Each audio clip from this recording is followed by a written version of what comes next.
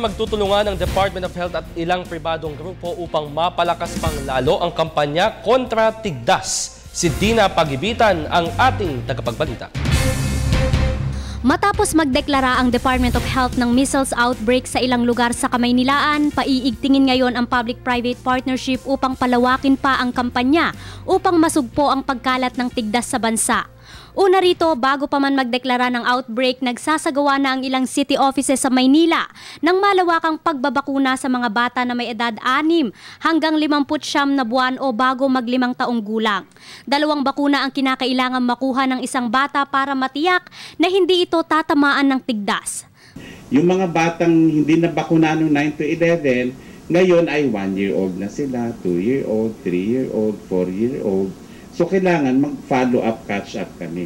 Nagpahayag ng buong suporta at tulong ang ilang health institutions gaya ng Philippine College of Physicians at Philippine Pediatric Society sa kagawaran ng kalusugan sa kampanya nitong ipaalam sa mga Pinoy ang kahalagahan ng bakuna.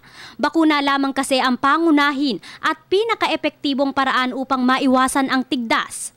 So naka-template na yan. So anytime na meron kang outbreak critical illness, yung quick response team ng Commission on Health na yun, tutulong kagad kay Secretary Ona or kay ASIC Eric. Samantala, ayon sa tala ng DOH mula January 1 hanggang December 14, 2013, nasa 1,724 na ang mga naitatalang kaso ng tigdas. 21 na ang namatay. Naitala ang pinakamataas na kaso sa Metro Manila, kabilang din ang Western Visayas at Region 4A. Kasabay ng patuloy na door-to-door massive vaccination ng DOH, ikakasa sa Setyembre ng taon ang nationwide measles immunization upang maging free measles ang bansa sa taong 2017. Madalas tinatamaan ng nasabing sakit ang mga nakatira sa matataong lugar o populated areas. Maaari rin itong makahawa sa simpleng pagbahing o pag-ubo. Sa bawat isang kaso, maaari itong makahawa ng may 18 tao. Dahil isang sakit ito tuwing tag-araw o summer, marami sa atin ang nagtatanong kung bakit umaatake ito ngayong taglamig. Ayon pa rin sa DOH, ito ay maaaring dahil sa pagbabago ng klima o climate change.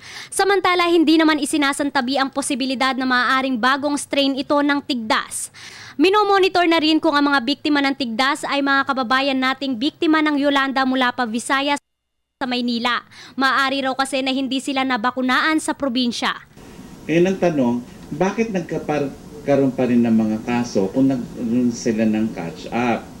Sinabi niya, sapagkat yung mga na-cover namin ng bakuna, una muna, yung nasa aming target list.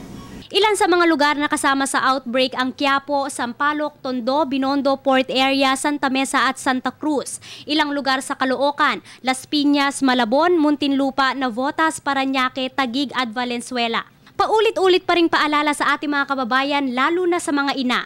Kaya mga nanay, magbakunahan nyo na po si baby. At doon sa mga lugar na may outbreak, kung hindi kayo makakabisita sa health center, pupuntahan na po kayo para bakunahan po mga bata.